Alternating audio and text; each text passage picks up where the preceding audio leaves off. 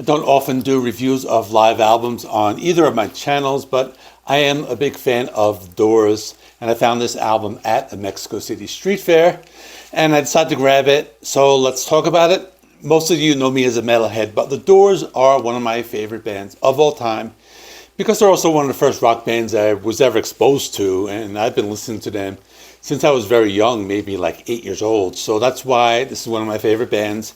In today's video, I will be talking about Absolutely Live by The Doors.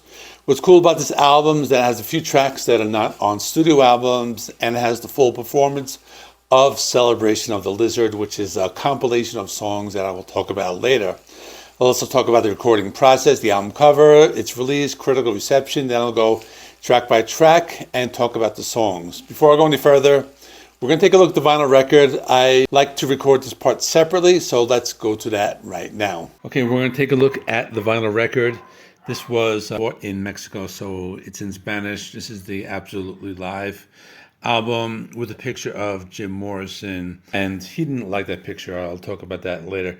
And there's the logo, and this shows them. It's a gatefold, so it shows the whole concert, a photo of the inside. And if you go up closer here, it says this album is a compilation of different shows throughout the United States through August 1969 and June 1970. A few necessary additions and adjustments to the music to make the album just look like a complete live show. That's basically what it says.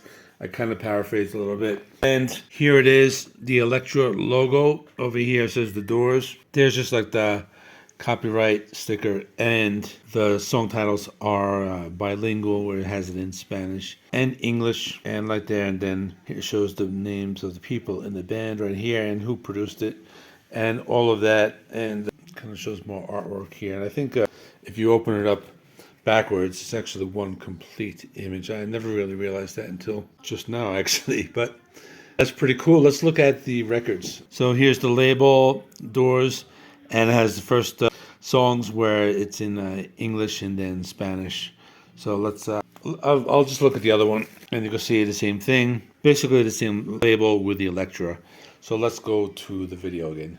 So you might not notice, but the album was recorded at different venues during the band's Roadhouse Blues tour in 1970. The album was edited by Paul A. Rothchild. He took clips from multiple concerts, and he put them together to make it sound like one cohesive album. According to Paul A. Rothchild, there were even parts of the same song taken from different shows that were put together. His idea was to make the ultimate concert. He even said that he couldn't get complete takes of a lot of songs, so he'd have to cut from Detroit to Philadelphia in mid-song. He also said that there must be 2,000 edits on that album. He also went on to say that most of the tracks were taken from The Doors' performances at the Felt Forum in New York City on January 17th and 18th in 1970. The album was also the first release of the Celebration of the Lizard in its entirety, which was originally intended for the Waiting for the Sun album, but they decided not to put the full version on that album. There are a number of songs that never appeared on any of the studio albums, and another song with Ray Manzarek on vocals. I'll explain all of this in more detail later, but first, let's talk about the album cover. So according to Jim Morrison's biography, No One Gets Out Here Alive, Jim Morrison didn't like the album cover because they chose an image of him that was from a few years prior than the album was released. So by 1970, he wanted to get away from that rock star image. He grew a beard. He stopped wearing those leather clothes. Jim didn't want that rock star image, but the label decided to use an older photo anyway. The album didn't sell well at first. It sold only 225,000 copies, which was half of what the studio album Morrison Hotel sold. One critic from Rolling Stone did not like the live version of Celebration of the Lizard, but other publications gave it more praise. Other critics said it was an enjoyable performance in general, but the sound did not compare to the studio albums. The album was eventually reissued for the CD generation in 1991. It was first part of a 2-CD set called In Concert, which included a few other live albums by The Doors, but then in 1996 it was reissued on a single CD and featured different artwork Finally, in 2010, it was reissued on 180-gram vinyl by Rhino Records in its original double LP format and featured original artwork in both the US and the UK. And as far as I know, this is an older one. I'm not really sure when it was printed, but I guess it's just one of the older versions. But let me go track by track. There are 2 records. Each side has about 2 or 3 tracks on each one, so I'm going to break it all down side by side. Side 1 begins with a house announcer basically telling everyone to behave themselves or else the fire marshal will shut them down. Then it goes on to a cover song of Who Do You Love? It's a rock and roll rhythm and blues song originally released by Bo Diddley in 1956. It's a very recognizable song and the Doors were able to make it their own. Then there was a medley of 4 songs starting with Alabama Song, which has that cool bouncy rhythm. It's a classic song, followed by Backdoor Man, which is from their debut album. By the way, Backdoor Man is a cover song, if you didn't know, originally recorded by John Hammond Jr. for the album Big City Blues. The original version and the Doors version are fairly different.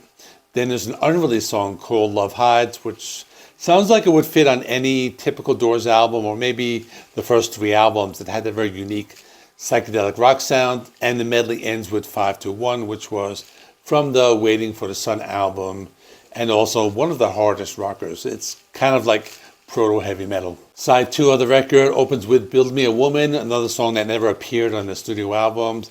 It was one of those typical 12-bar blues songs that had their signature keyboard sound. It was a song that would have sounded, if it was either, could have been on Morrison Hotel or LA Woman, even though the latter had not come out yet. And the only other song on this side was an extended version of When the Music's Over, which is over 16 minutes long. The song really works well in a live setting as Jim interacts with the audience in parts of the song. There's one part where Jim yells, "Shut up," during the quiet part in the crowd. They just have fun with it. It's like Jim scolding the crowd, but they're all just enjoying what's happening. Side 3 opens up with a Willie Dixon song called Close to You. This one has Ray Manzarek on vocals, and he has a voice which is suited for the blues, but otherwise his voice is not as powerful as Jim Morrison. Followed by Universal Mind, a song that did not appear on any studio albums. Sounded like something that could have appeared on one of their first 3 albums. A laid-back song with a very psychedelic rock sound. I thought it was a pretty good song and probably should have been on one of their albums. Then there was a skit called Petition the Lord with Prayer, which appears right before the Salt Parade on the title track. Then it goes to another unreleased song called Dead Cats, Dead Rats, which is a weird psychedelic song. It has the same guitar riff as Break On Through, so it's like the same song with alternate lyrics. Then it goes on to what they call Break On Through number 2. That's how it's listed on the album, and it's basically a live version of Break On Through. Finally, the next side opens with the medley of Celebration of the Lizard. The first part is called Lions in the Street, which is Jim reciting his poetry with the sound of rattlesnakes in the background. Then he yells, "Wake up." It's the second part. He continues to recite the poem.